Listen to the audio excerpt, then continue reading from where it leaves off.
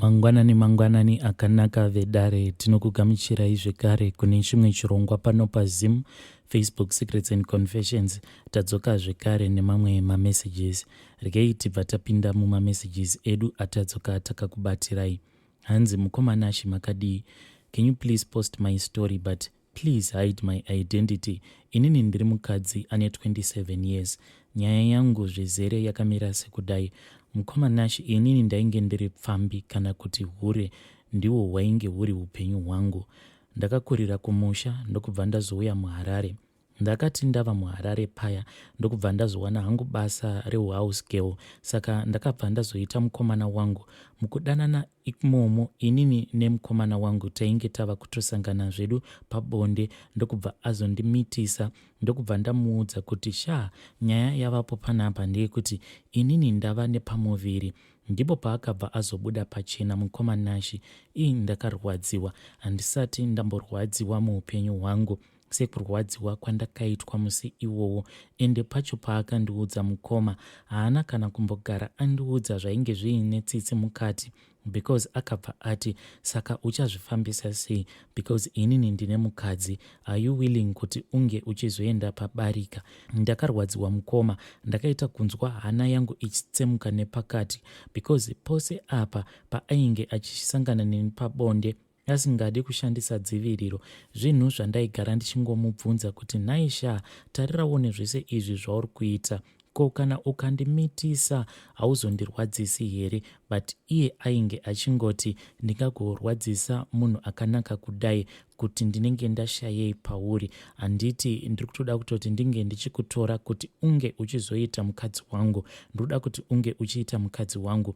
Saka zvinhu zvainge zvichingodhileya according kwaari. Iye ainge achiti kubasa kwake kwaainge achishanda, iye ainge achigara kumaindastry. Iye akabva ati bhosi vake vainge vachinetsa, ende aigara achindiudza kuti bhosi vangu ndakavaudza kuti ndine mukadzi, but ameno kuti why bhosi vangu vasiri kuda kundiudza kuti ndinge ndichizokuunza here kuti unge uchigara neni pabasa.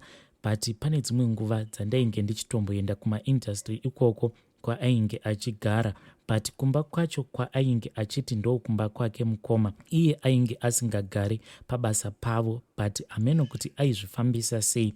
Maybe ainge achitaurirana nabhosi vake here kuti ndine girlfriend yangu yandiri kuda kurara nayo kunoku. But zvakazoitika ndezvekuti ndazobatira pamuviri, ndo paakatanga kutaura kuti kuya akutomborina imba yekugara zvikati, achingondiudza nyaya dzakawandisisa. Ndakarwadziwa mukoma, asi kana kundinyaradza haana kana kumbogara andinyaradza. Ndainge ndakatogara zvangu pamubhedha ndichichema, apa iye ainge achitoridza ngonono zvake. Ndakashaya kana pekutangira. Ndakambozama kubvisa nhumbu, asi nhumbu yakaramba mukoma. Ndakatombokumbirawo vamwe vainge vari vechikuru ndikava explainera situation yangu. Vamwe amai vakabva vazonditora ndokubva vaenda neni kune vamwe vainge vachitawo zvekubatsira. Amai ivavo vainge vachiita zvekubatsira pavakanzwawo nyaya yangu vakabva vati, nyaya iyi yamuri kutaura chatova chivi ichi chamuri kuda kundiitisa.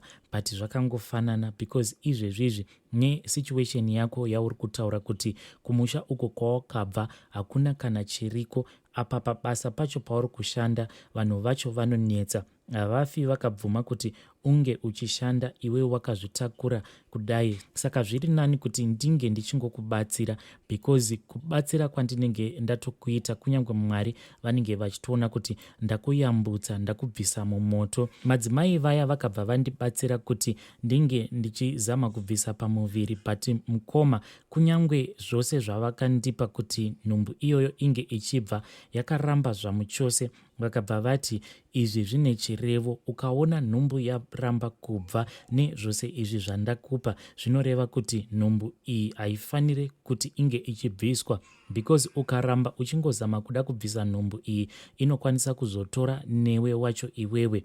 Saka mukoma pandakaona kuti zvainge zvaramba, ndakabva ndazodzokera kumusha, asi baba vangu havana kundigamuchira kusvika ndazodzoka muHarare. Ndakati ndadzoka muHarare mukoma, ndaiva neumwe sawira wangu umwe ainge achiitawo zvekutengesa mumabhawa. but ainge achitoshandawo sahouse girl. Iye ainge achiita stay out, aisagara nevanhu avo vaainge achishandira, saka aiwanzo kuti pamaweekends paya aingoti vasikana isusu tava kumbopinda mutown kuti tinge tichimboenda kunojoinidza. Ndainge ndisingazivi kuti ko kujoinidza kwacho kwaainge achitaura ainge achireva kujoinidza kwei, but ndakati ndamufonera ndiri kumusha ndikati vasikana kuno ndadzingwa namudhara, handizivi kuti ndoita sei. Panguva yacho iyoyo ndainge ndatofungawo kuti ndinge ndichitizira umwe mudhara uyo wandainge ndichiziva kuti uyo ainge agara achingondida kumaraini kwedu ikoko, but ainge ari mudhara ainge akafirwa nemudzimai wake kare kare, but aigara achingondinetsa. This was before ndazobva pamba ndamboenda kuHarare kunoshanda. Pandakamuudza kuti ndo zvandainge ndasarudza, akabva ati no, kana uine mari iwewe chidzoka kunoku kuHarare tobva taona kuti ndingakutsvakira basa here.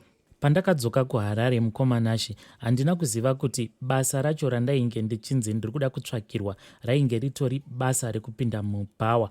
Ndakati ndadzoka paya ndokubva ndatanga kugara nemusikana uya wandainge ndichiwirirana naye. Ndo pandakabva ndazotanga kuona kuti during the week munhu anenge achitoenda kubasa, then pamaweekends ndo pavanozopinda mutauni vachiti vari kuenda kunojoinisa, but dzimwe nguva aikwanisa kutokechesa paya paanenge abva kubasa. Aitova nedzimwe mhene dzake dzaikwanisa kutongouya kuzomutora nemotikari, vobva vatoitira short time yavo mumotikari imomo. Mukoma, ndakatanga kuhura ndiine nhumbu yangu nekuti ndainge ndichida mari yepreparation. Dumbu rangu riri koko mukoma. Pamba ipapo pandainge ndigere nemusikana iyeye painge pachitouya vanhu vainge vachitouya kuzotondikecha. Zvose izvi mukomanashi ndainge ndichizviitira nekuda kwekuti ndainge ndichida mari yepreparation, nekuti ndainge ndasiyiwa nemurume uyo ainge andimitisa. Mushure mekunge andimitisa ndokubva azondiudza kuti iye ainge aine mukadzi akandisiya ndisina kana chinhu. Ndakazopona mwana wangu. Mushure mekunge ndazopona mwana wangu, mari ndainge ndatounganidza ndokubva ndazobuda mumba memusikana uya ainge akandidaidza kubva kumusha, ndokubva andidzidzisa izvozvo zvekuita zvechihure. Ndokubva ndazotsvakawo imwe imba yangu, ndokubva ndazotsvakawo umwe munhu wekuti apote achisara nemwana wangu paya pandinenge ndava kuenda kunokechesa. Mukoma, ndingangoti pandakaona kuti mastitch ainge adona ndo zuva randakatanga kukechesa, because ndaiva neimwe mhene yangu iyo yairakidza kuti nezvangu yainge ichitoda, saka aigara achingondinetsa. Zuva randakaona kuti ndainge ndava kukwanisa kusangana nemunhurume pabonde, murume uya akati achingondinetsa, ndokubva ndamuudza kuti ange achiuya kumba. Murume uya akabva ati sezvo ainge agarisa ainge achitoda zveusiku hwose, ndainge ndava pabasa manje. Changu chandainge ndichingoda chete yainge iri mari, ende ndainge ndava kutoita zviya zvesiriasi zvekuti masikati nemanheru ndakazobata imwe nhumbu ndokubva ndazoibvisa. Asi mukubvisa nhumbu iyi ndakashandisa mushonga uyo wandainge ndakapiwa nevamwe gogo vandakaratidzwa neshamwari yangu. Saka pandakabvisa nhumbu iyi zvatova ne3 years zvaitika, ndakabva ndatanga kunzwa mudumbu mangu mainge muchingogara muchingorwadza, muchingopisa, sezviya zvinoitika kana munhu anenge aine maacids. Situation iyi yakazongoramba ichingowedzera, urwere huchikura. Ndakazofunga kunoona chiremba. Chiri kundinetsa mukoma ndechekuti ndakaudzwa kuti ndine kensa yechibereko, saka hanzi ndiri kufanira kuti ndinge ndichizobviswa chibereko chacho.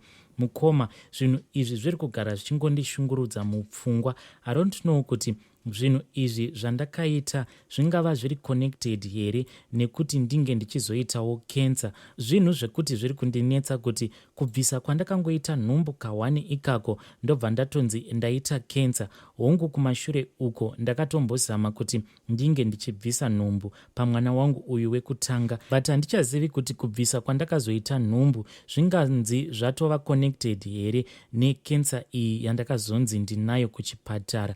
Mukoma, ndiri kukumbirawo kuti munge muchindiposterawo nyaya yangu whenever I think about this issue yekuti ndiri kunzi ndine cancer. Zvinogara zvichingondirovesa hana because umwe wandakanzwa akati kana wabatwa cancer unofanira kuti unge uchizobviswa chibereko, ende kana ndazobviswa chibereko naye mukoma zvozoitwa sei? Ndinogara hangu ndichingotenda Mwari kuti at least Mwari makakwanisa kundipa mwana, nekuti dai mimba yemwana wangu yakazobva apa ndobva ndazonzi ndine cancer, ndingadai ndakazozvifambisa sei mukoma? Please post my own story. Nyaya yangu mukoma ngaingoitawo warning kuna anyone uyo anenge achifunga zvekuda kubvisa nhumbu, because you never know. Situation yandakatarisana nayo mukoma haisi nyore kuti unge uchiudzwa kuti there is a possibility yekuti unofanira kuti unge uchizobviswa chibereko chako in the future.